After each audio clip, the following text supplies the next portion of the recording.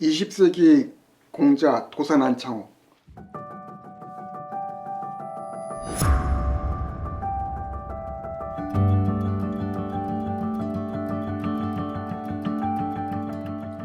공자는 동북아시아의 한중일 세 나라뿐 아니라 동남아시아에 있는 베트남에서도 큰 영향을 미친 사람이죠.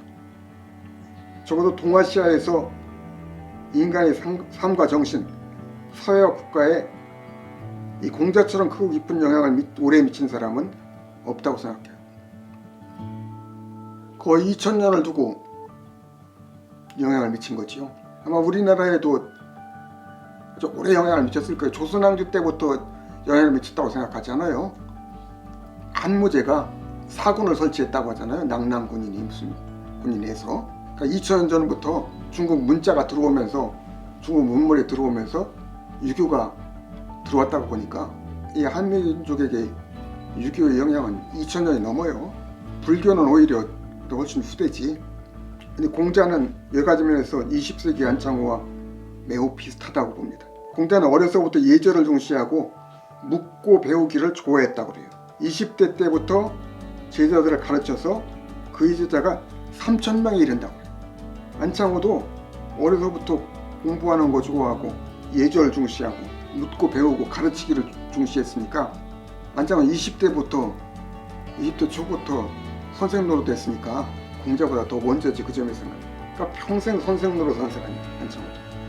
공자는 춘추 전국 시대를 살았습니다.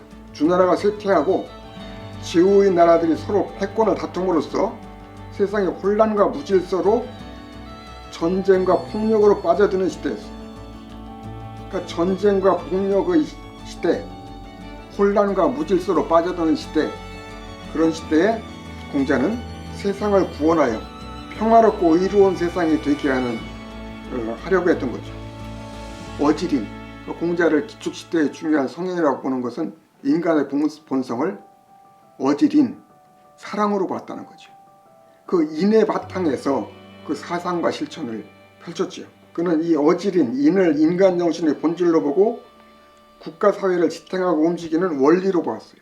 인이 실현되는 사회 질서와 관계가 바르고 의로운 것이라고 본 거죠. 이 인이 없으면은 바르고 의로운 것도 없는 거예요. 그는 인간의 내면에서 인을 실현하는 덕을 길러서 인이 개인의 내면에서만이 아니라 가족과 사회와 국가와 온 세상에서 실현되어 바르고 의로운 세계가 되기를 바랐던 거예요. 그것을 이렇게 표현했죠. 수신제가 치국평천하.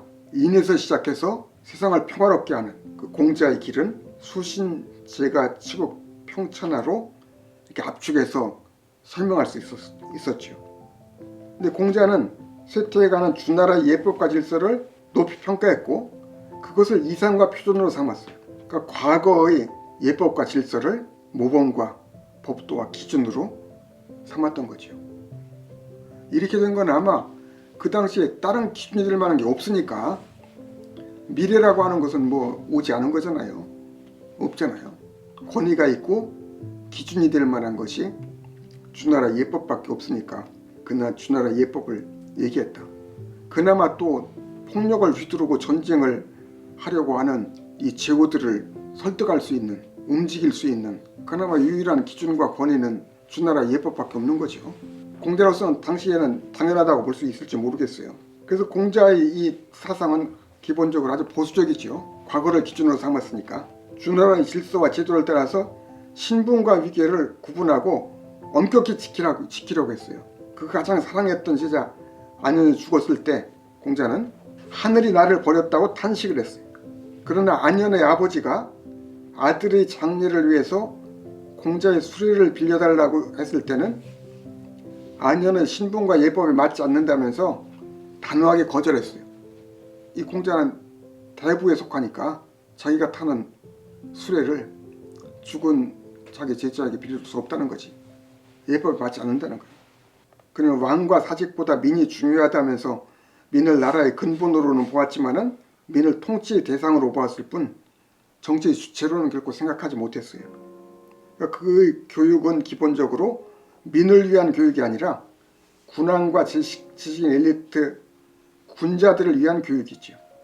그 도덕과 교육의 실천 원리는 수기치인이라고 그래요. 수기치인과 극기복리라고 그래요. 수기치인은 나를 닦아서 남을 다스린다는 거죠. 극기복례, 나를 복하고 정화하고 넘어서서 예와 질서로 돌아간다.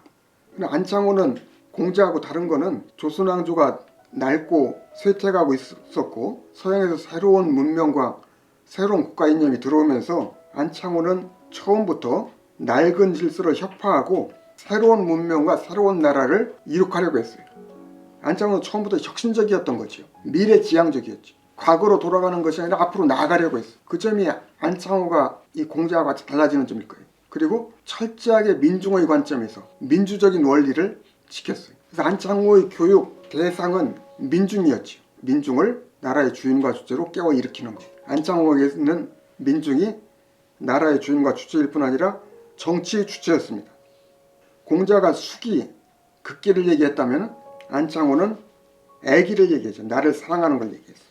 이 애기는 수기나 극기보다 훨씬 적극적인 겁니다. 현대적인 거예요.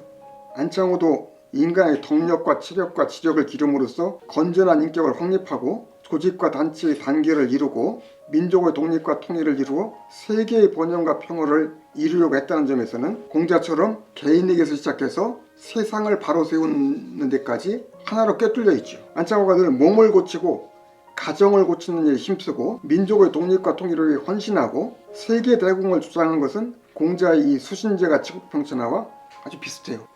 안창호가 애기를 내세웠다고 했지만 안창호도 인간의 인격을 새롭게 하고 바로 세우려고 자기 수행의 노력을 끊임없이 해간 사람이죠.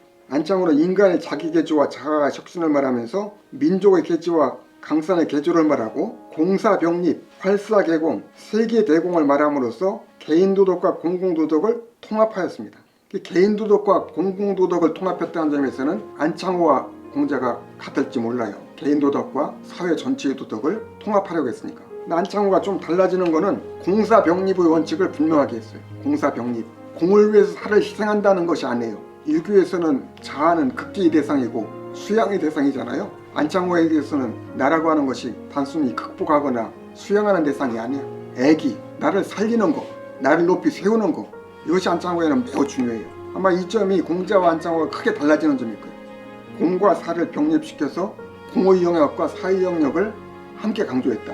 사사로운 생활을 매우 존중했어요. 그리고 활사개공, 개인의 인격과 덕을 확립시켜서 민족의 독립과 통일에 이르고 세계 평화를 이루려고 했으니까 나를 살려서 공적인 세계를 열어간다. 이 활사개공, 이 원칙이 안창호에게는 아주 확립되어 있었던 거죠. 이게 다른 거예요. 활사, 공자나 맹자 이쪽에는 활사의 그 측면이 약할 거예요. 안창호는 나를 존중하고 살리는, 나를 사랑하는, 그러면서 그것이 공의 세계를 열어가는 것이 되게 하는.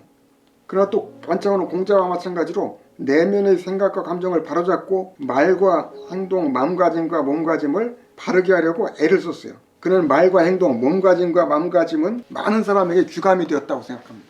그 점에는 안창호는 성현에 가까운 분이에요. 그의 말 한마디, 행동 하나하나가 귀감이 되었으니까. 난 20세기의 성현이라고 봐요. 스승이 되기에 부족함이 없는 사람이에요. 서양 사람들하고는 다르게 일상생활 자체를 바르게 하려고 이렇게 애를 쓴 거야. 공자가 과거의 주나라를 이상과 표준화로 삼았다는 도사는 조선왕조의 낡은 질서를 혁파하고 민주적이고 과학적인 새나라 새문명을 이루려고 했습니다. 그는 유교의 영향을 깊이 받았으나 공리공론과 당파 싸움을 일삼고 신분제적 위계 질서를 정당화하며 놀고 먹으면서 민중을 억압하고 수탈하는 위선적인 유교 성리학을 통렬히 비판했어요. 아주 준엄하게 유교를 비판했어요. 공자는 자기를 억누르고 닦는 개인의 소극적 수양에 머물렀지만 도사는 동지들과 함께 수양하는 동맹수련을 강조했고 실수와 허물을 두려워하지 않는 적극적이고 진취적인 수련을 내세웠어요. 공자는 과거 주나라의 예법과 질서에 맞춰서 하려고 했으므로 조심조심 소극적으로 설 수밖에 없었지만은 도사는 앞으로 나가는 것이 살 길로 여기고 새로운 미래로 나가려고 했기 때문에 적극적이고 진취적인 인격 수련과 인간혁명을 추구했습니다. 공자는 과거를 꿈꾸고 과거를 도구로 돌아가려고 했다고 하면 안창호는 미래를 꿈꾸고 미래를 향해서 힘차게 나아가려고 했죠.